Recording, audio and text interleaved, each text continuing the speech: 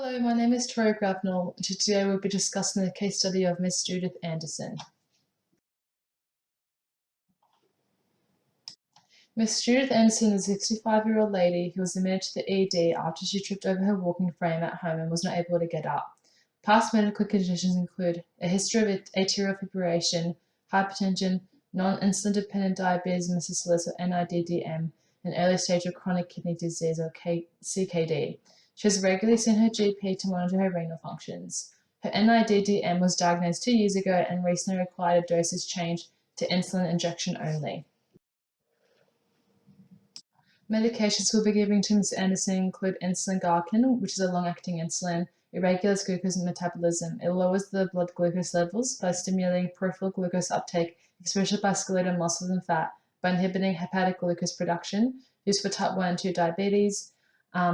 Adverse effects include dizziness and headache. Interactions can include beta blockers as they can mask hypoglycemic events, and general nursing considerations would be checking blood glucose levels before giving this medication and checking LFTs.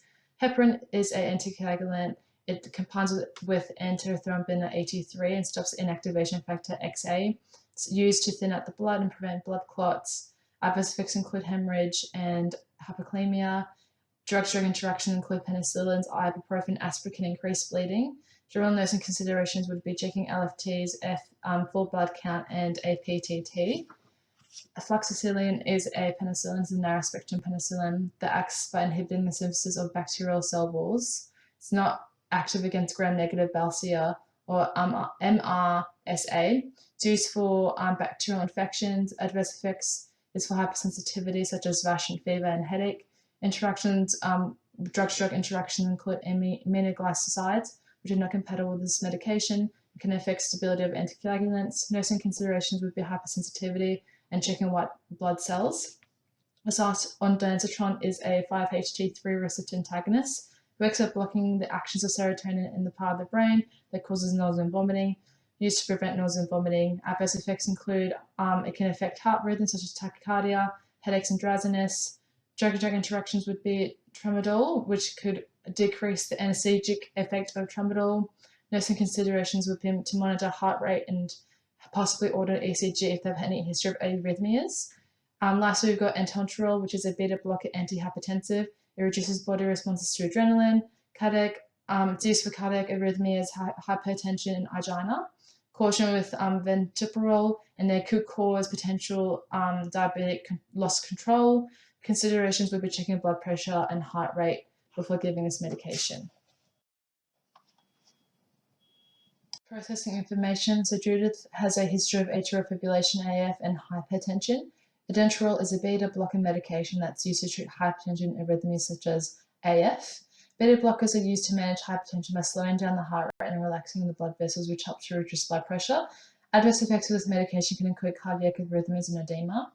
This could be a concern for the patient as she is already showing signs of pitted edema on her lower legs. And due to this medication, that can increase edema.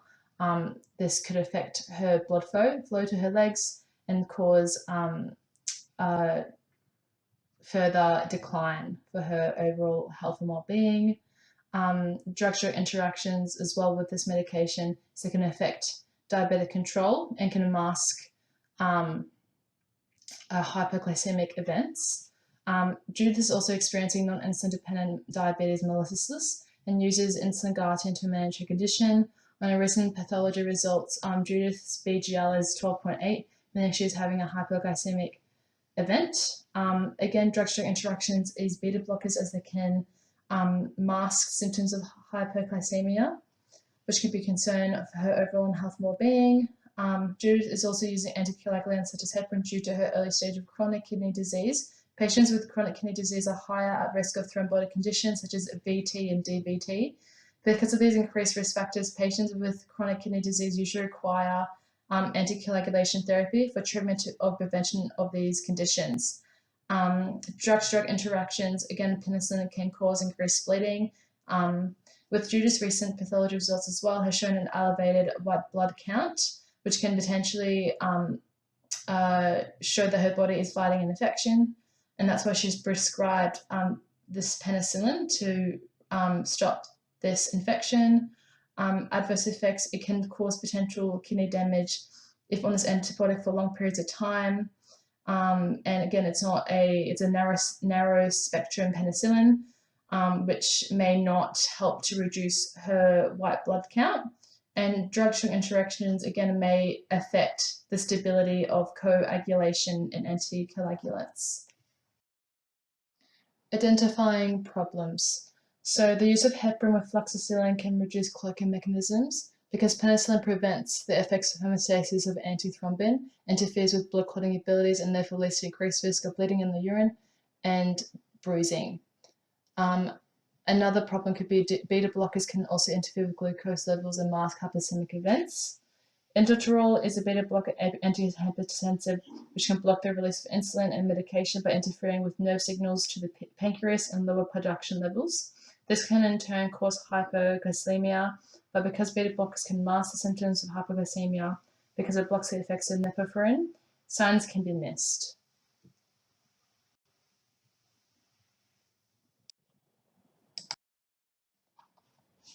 Establishing goals. So goal 1 would be having precautions in place to limit potential risk of bleeding with a combination of anticoagulant and penicillin drug during her stay at the hospital.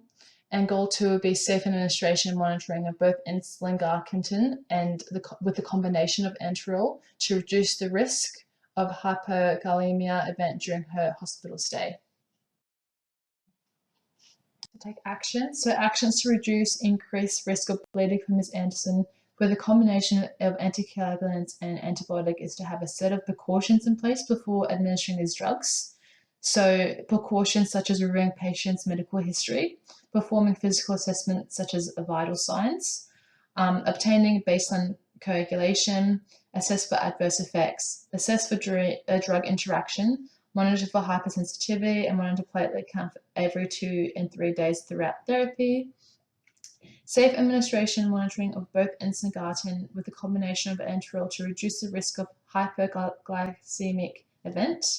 When administering a beta blocker, to ensure blood pressures within a safe range to reduce adverse effects such as hypertension, to check blood glucose levels before giving her the beta blocker to gather a baseline of her normal vitals, and checking every couple of hours if her blood glucose levels is within normal range, as beta blockers can mask sugar levels within the blood. Other precautions should be put in place, such as looking for any signs of hypoglycemia, having a logbook to track her BGL, having insulin glargine within the hour before her first meal, as the medication will lower her blood glucose levels during the day, and maybe at-home treatment and management for Mrs. Anderson's diabetes would include education on healthy exercises, taking medications as required, having a healthy diet, checking BGL regularly, and education on what raises or lowers blood glucose levels. 7 routes of medication examples. So I've just put up 3 examples of 7 routes of medication that you would do before giving the patient this medication. So as you can see, insulin glargine and heparin are subcutaneous injections. So you want to make sure it's the right route to make sure that it's the proper injection site. Examples could be the stomach and using an aseptic technique when drawing up the medicine and making sure to sanitize injection site and using gloves when injecting the patient. And then for entoterol, because it's in a capsule form, we want to make sure we're having an aseptic technique as well. So we're putting the capsule in the medicine lid and putting it into the medicine cup to give to the patient. Evaluate outcomes. So evaluating Mrs. Anderson's BGL and taking care when giving her beta blockers, as it can increase BGL and mask hypoglycemic events by gathering general vital signs and BGL readings, and education of the patient on diabetic management will aid the patient in better management of her condition and reduce high BGL, which will reduce the progression of her kidneys breaking down.